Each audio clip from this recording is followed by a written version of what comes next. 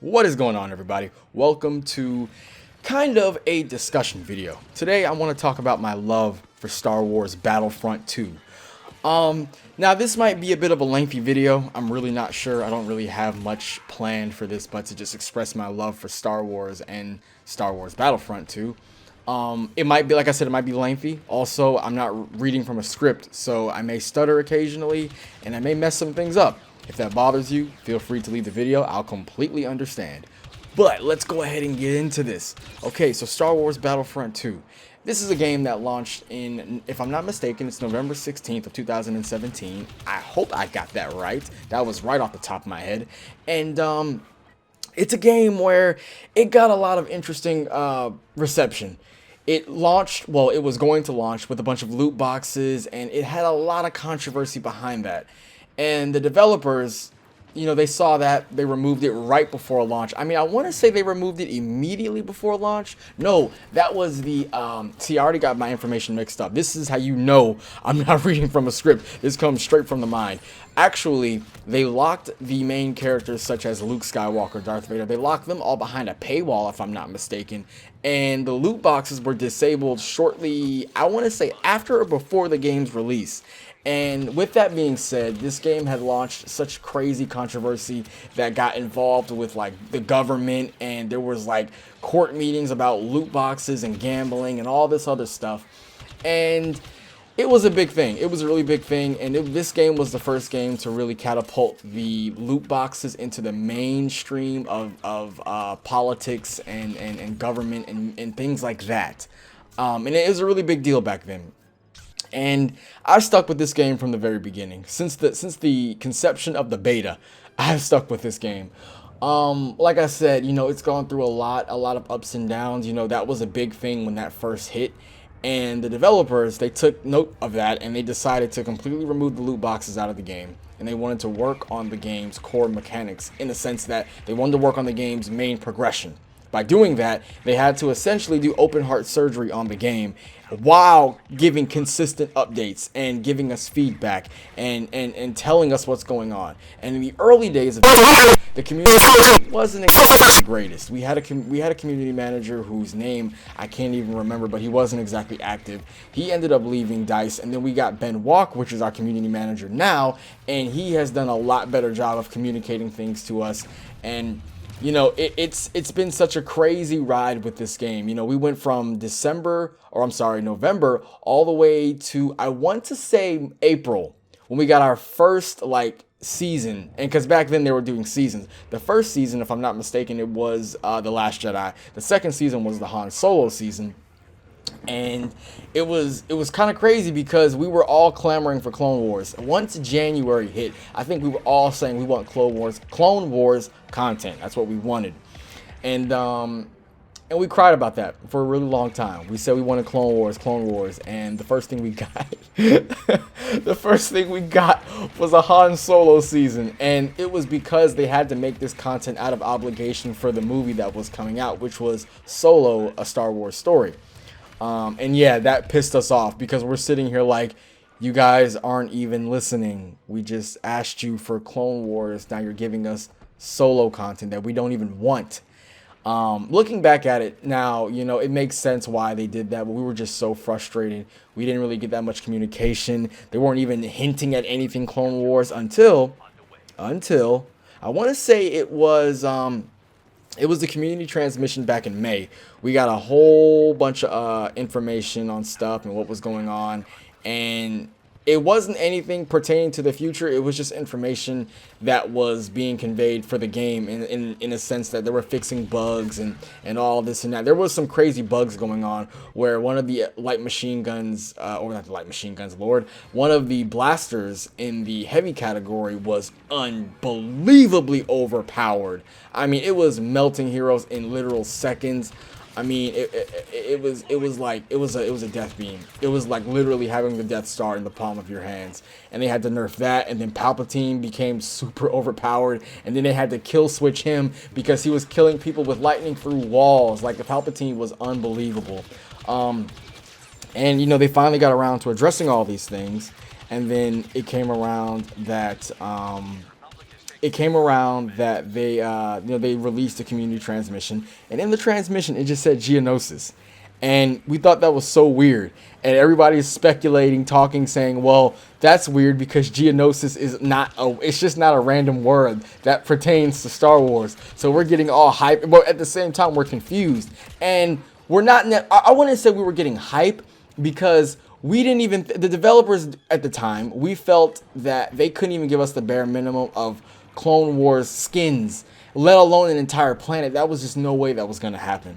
So we were really speculating hard until June of 2018. We got the big reveal at EA Play where they announced 4 heroes being Obi-Wan Kenobi, General Grievous, Count Dooku, and Anakin Skywalker. And funnily enough, I think they all released in that order I just said. I didn't even plan that. That just kind of just how it rolled off the tongue. But that's how they released. And each hero came out every month from October onward, except for December. December was a dry month. But yeah, June, they went ahead and announced that, and we all lost our minds. We were like, what? You're actually listening? And one of the things that Dennis said, Dennis being our franchise design director, I hope I got his title right, he said that we were getting, if I believe his words, he said we were going deep into the Clone Wars. And it blew our minds. This is what we wanted, and it was so crazy. I was just excited. I was like, I remember texting people, just losing my mind, like going crazy. And then after that, we ended up getting little tidbits of information. We only got a brief look of what Grievous looked like. It wasn't a full model, but it was just a brief look. And after that, we just started getting clone skins, and then August hit. Okay, now August was an interesting month because they released the first batch of clone skins. If I'm not mistaken, it was the 327th, I think. I can't even remember the skins, but the skins were awful. They were not at all canon to what is in the Star Wars films, and then we lost our minds again. And the one thing I love about this community, the one thing I truly, truly love, is that when we don't like something, we make it known. We don't try to hide it. We don't try to pretend like it's okay. When this community does not like something, we are incredibly vocal about it. And the skins were terrible. They weren't at all canon. And here's the big thing. That wasn't even the big kicker. They released a screenshot. It was a screenshot of the 2 clone skins that we were getting, and it was on the map Kashyyyk. In the background, all you see is you literally see a droideka. It's not that hard to see. You zoom in, it's right there. We all were going crazy about that.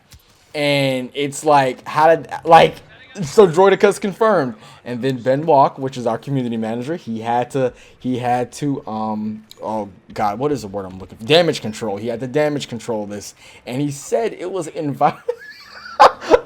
Wait a minute, this is good, I'm sorry, this is really good. He said it was environmental clutter.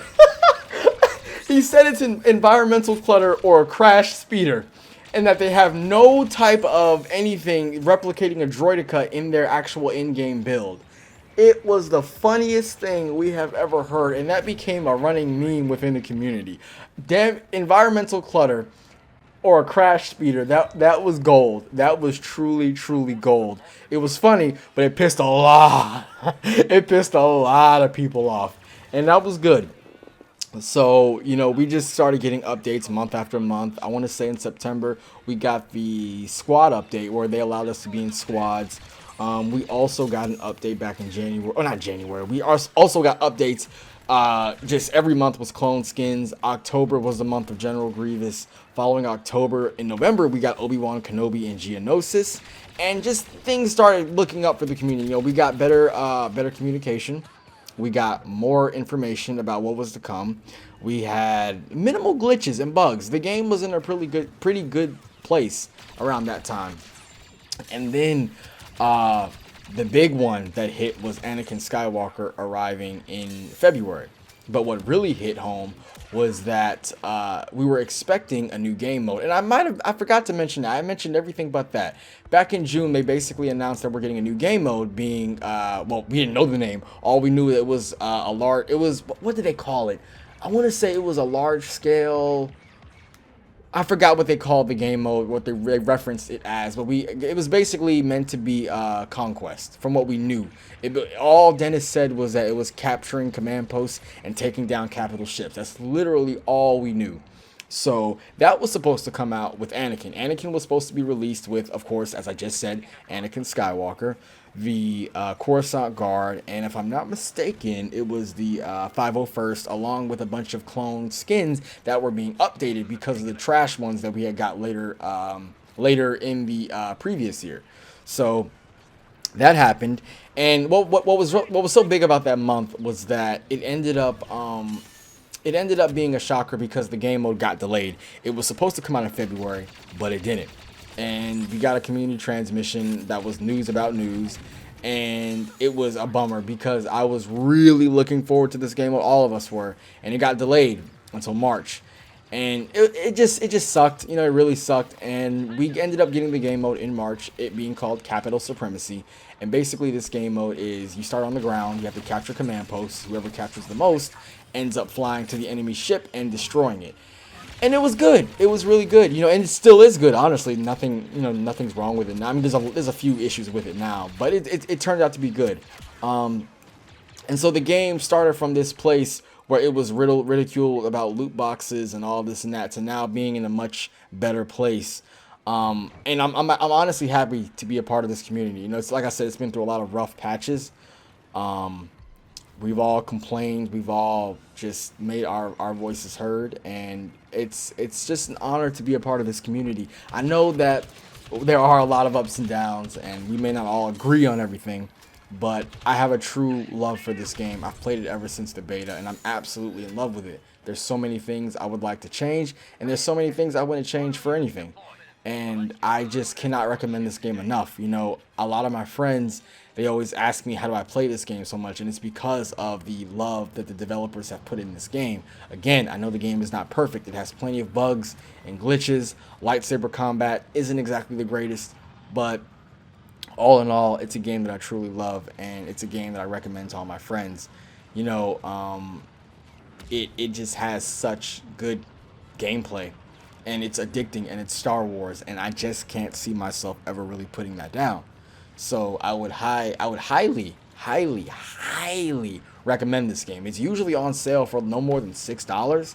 And I mean, it has everything the previous Battlefront has, if not more, excluding Galactic Conquest. Aside from that, it has everything. It has offline content. It has a lot of multiplayer content. The servers are filled. The developers even said that the numbers are as high as they were at launch. So the game is doing very well. There's no reason you should not pick the game up and just give it a shot. It's a really good Star Wars experience. And there's just even more content to come. Every month we're getting updates. Later this year, we're getting content for the Rise of Skywalker, and it's looking good. And I believe there is support that has been confirmed for 2020. So it's just getting better at this point, you know. So I would highly recommend this game. I love it a lot. It's a great game. And I just can't recommend it enough. I can't. I really can't. So that's it for this video. I just wanted to talk about my history and, you know, just the history in general of Star Wars Battlefront 2, discussing my love for the game, my passion that I have. And hopefully you enjoyed this little bit of a windy video. I usually don't make videos this long, but again, I said it would be pretty lengthy. And yeah. So thank you so much for watching this video. If you enjoyed it, please be sure to give it a thumbs up, because it really does help the channel grow. And I will catch you all in the next video. So thanks for watching. I hope you enjoyed it. And as always, have an awesome day, and may the Force be with you.